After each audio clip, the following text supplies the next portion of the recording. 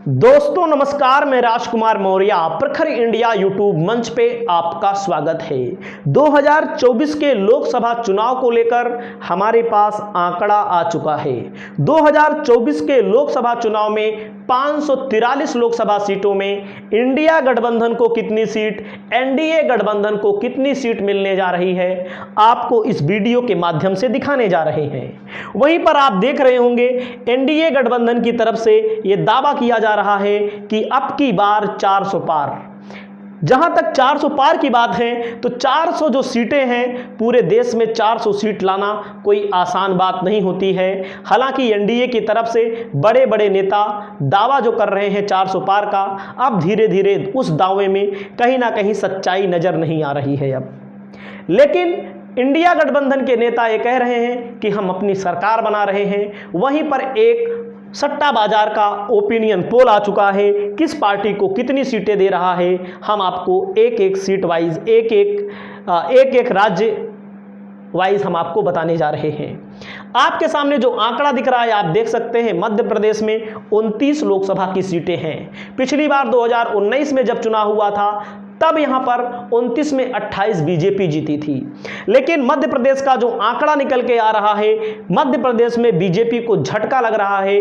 28 सीटों में जो बीजेपी पिछली बार थी, इस बार 23 सीटों पर आ रही है। यानी कि बीजेपी को जो घाटा लग रहा है पिछले साल के मुकाबले, वो लग रहा है 5 सीटों का।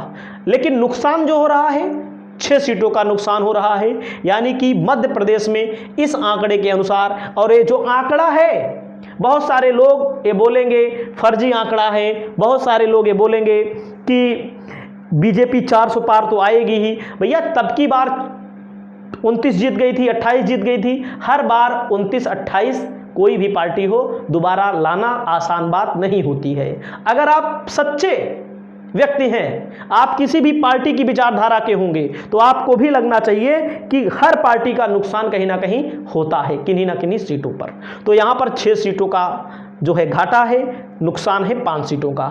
तो यहां पर इंडिया गठबंधन को बढ़त मिलती हुई दिख रही है। मैं आपको दिखाता हूं, यह है सट्टा बाजार का मामला। सट्टा बाजार किस पार्टी को कितनी सीटें दे रहा है।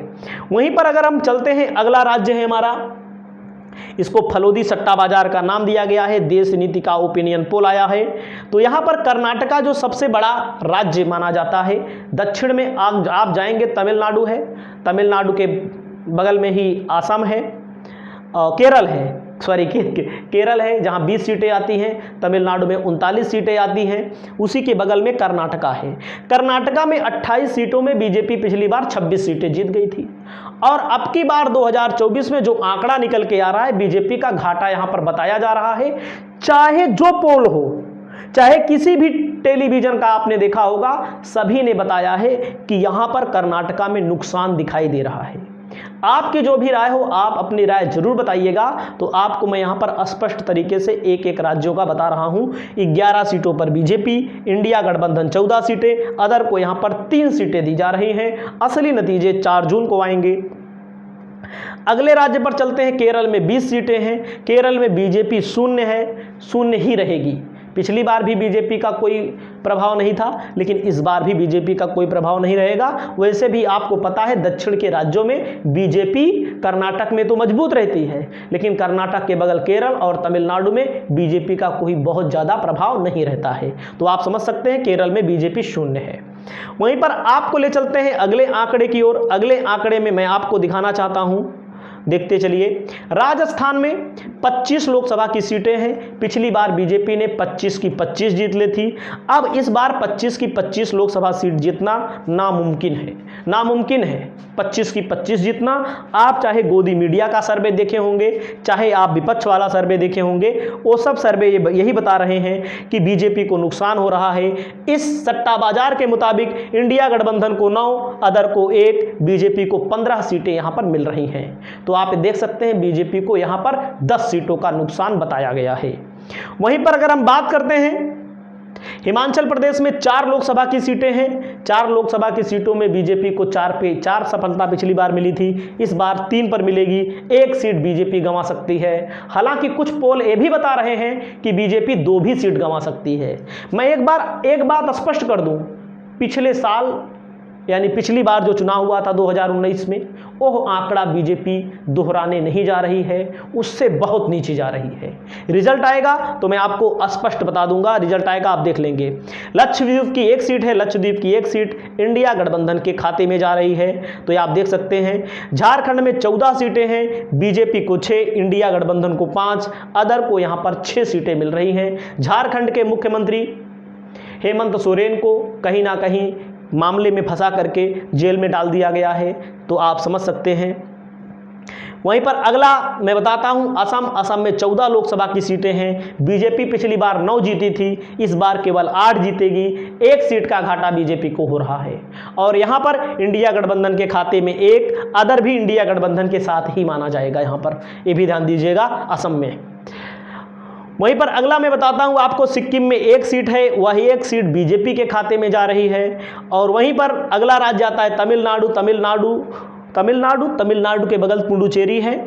तमिलनाडु के बगल एक सीट है, वो बीजेपी के खाते में जा रही है, और बाकी 39 सीटें इंडिया गठबंधन के खाते में जा रही हैं। आप ये मानिए, आप किसी भी पार्टी को सपोर्ट करते हो, केरल और तमिलनाडु में बीजेपी का फुटप्रिंट ही नहीं है। बीजेपी का वोट बढ़ सकता है, बीजेपी उसको सीट में तब्दील नहीं कर सकती है। अगला राज्य आता है पंजाब में 13 लोकसभा की सीटें हैं, बीजेपी को 2 सीट मिल सकती है, इंडिया गठबंधन को 10 सीट। अदर में कौन आएगा? अकाली दल आता है, अकाली दल को 1 सीट मिल सकती है। हालांकि कुछ लोगों का यह भी मानना है कि वही पंजाब है, वही हरियाणा है, जहां पर किसान आंदोलन, जहां पर कहीं ना कहीं बीजेपी हरियाणा में अपने मुख्यमंत्री को बदलती है। जब मैं वीडियो बना रहा हूं तो हरियाणा की सरकार भी कहीं ना कहीं फंसी हुई है, तो आप समझ सकते हैं। तो हरियाणा की बात नहीं कर रहा हूं, यहां पंजाब की बात, पंजाब में 2 सीटें मैक्सिमम, और इंडिया गठबंधन के पाले में 10 सीट, अदर के खाते में 1 सीट यहां पर जा रही है। त्रिपुरा की 2 सीट है, त्रिपुरा की दोनों सीटों में से 1 सीट इंडिया, 1 सीट एनडीए के पाले में जा रही है। अगला नंबर आता है गोवा में 2 सीट है। कुछ पोल ये भी बता रहे हैं गोवा की दोनों सीटें इंडिया गठबंधन में, हालांकि एक सीट आप यहां पर मान के चलिए, एक बीजेपी को, एक इंडिया गठबंधन को मिलने जा रहा है। मणिपुर में 2 सीटें हैं, 2 सीटों में दोनों सीटें यहां पर इंडिया गठबंधन के पाले में जाती हुई दिखाई गई हैं। उड़ीसा में 21 सीटें हैं, पिछली बार बीजेपी ने 8 सीटें जीती थी, इस बार 9 सीट जीतने का अनुमान है, और बीजेपी को 3, अदर को यहां पर 9 सीट मिल रही है। अगली सीट है, अगला राज्य आता है आंध्र प्रदेश में, 25 सीटें हैं, 25 की 25 इंडिया गठबंधन में यहां बताई जा रही हैं। लेकिन इस सट्टा बाजार पर मुझे शक है, यहां पर बीजेपी को कम से कम 7 से 8 सीट मिलेंगी। एकदम स्पष्ट कर दूं, बीजेपी को यहां 0 नहीं रहेगा, यहां पर बीजेपी को भी सीटें मिलने वाली हैं। वहीं पर अगला नंबर आता है सट्टा बाजार दिल्ली का। क्या कहता है दिल्ली में कहता है कि 3 सीटें यहां बीजेपी को, इंडिया गठबंधन को 4 सीटें। यहां पर आम आदमी पार्टी का गठबंधन है, आम आदमी पार्टी के मुखिया अरविंद केजरीवाल को जेल में डाला गया है, और कांग्रेस और आम आदमी पार्टी साथ चुनाव लड़ रही है, तो बीजेपी को झटका लग सकता है यहां पर भी, दिल्ली में भी, जहां 2014-2019 में 7 की 7 लोकसभा सीटें बीजेपी जीतती रही है। पश्चिम बंगाल में यहां पर बताया गया है सट्टा बाजार किसे कितनी सीटें दे रहा है। 42 सीटें हैं पश्चिम बंगाल में। बीजेपी पिछली बार 18 जीती थी। टीएमसी आप देख सकते हैं, टीएमसी यहाँ की मेन पार्टी है, और यहाँ पर कांग्रेस अलग लड़ रही है, तो आप समझ सकते हैं बीजेपी को 20 सीट यहाँ पर फायदा दिखाया गया है। हालांकि कुछ विशेषज्ञों का मानना है 10 से 12 सीट से ज़्यादा नहीं जा सकती, 15 कुछ लोग मान रहे हैं, लेकिन यहाँ पर जो 20 दिखाया गया है आप उसी को ही मान के चलिए, यहाँ पर फायदा दिखाया गया है। अगला नंबर आता है उत्तर प्रदेश में 80 लोकसभा की सीटें हैं, बीजेपी को 54, इंडिया गठबंधन को 26 सीटें मिल रही हैं। उत्तर प्रदेश से मैं आता हूं, उत्तर प्रदेश में बीजेपी के हालात उस स्तर पे नहीं हैं जब 2014 में थे, जो 2019 में थे। 2014 में बीजेपी ने 71 सीट जीत ली थी, खुद 71 सीट जीत ली थी, 2 सीट अपना दल यानी 73 सीट जीत ली थी। बीजेपी 73 सीट नहीं जीत सकती, वो बीजेपी का मैक्सिमम था, नहीं जीत सकती, ये तो मैं दावे के साथ कह रहा हूं। वहीं पर इंडिया 2019 में आते हैं, जब सपा बसपा का गठबंधन था, सपा बसपा के गठबंधन के कारण बीजेपी 64 सीट जीती थी यहाँ पर, 62 खुद, 2 अपना दल, 64 सीट जीती थी। कांग्रेस को 1, समाजवादी पार्टी को 5, बसपा को 10। और कुछ लोगों का यह भी मानना है कि जब सपा बसपा का गठबंधन कुछ नहीं कर पाया तो अब सपा कांग्रेस क्या कर लेंगे। तब की बात यह थी कि समाजवादी पार्टी और बहुजन समाज पार्टी ने टिकट उन लोगों को दिया था जिनके समाज का वोट बीजेपी को हर हाल में जाता है और कुछ समय तक जाता भी रहेगा।